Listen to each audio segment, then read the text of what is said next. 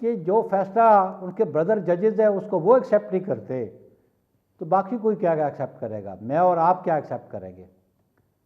جو ان کے ساتھ اتنے ہی اختیارات رکھتے ہیں جب وہ مقدمات کی سماعت کرتے ہیں، وہ ایکول ہوتے ہیں آپس میں ایٹ پاس جو نا، تو ایڈمنسٹریٹو معاملات چیف جسٹس کے پاس ہیں، لیکن جوڈیشل ورڈکٹ میں وہ اپنا اپنا ذہن رکھتے ہیں، اپنی سوچ رکھتے ہیں، اپنی اپروچ رکھتے ہیں، تو وہ اٹ سیلف کنٹروورشل ہے کہ جو بردر ججز ہیں وہ ان کے فیصلے سے متفق نہیں ہیں، اتفاق نہیں کرتے،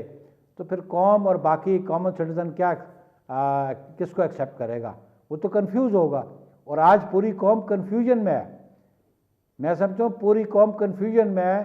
اور وہ سمجھتی ہے کہ اس چیز کو، اس کی وضاحت پارلیمنٹ کرے، اور پارلیمنٹ جو ہے وہ لیجسلیشن کر کے کچھ کرنا چاہتی ہے اب کرے، لیکن فل کورٹ ہی اس کنفیوژن سے اس قوم کو نکال سکتی ہے۔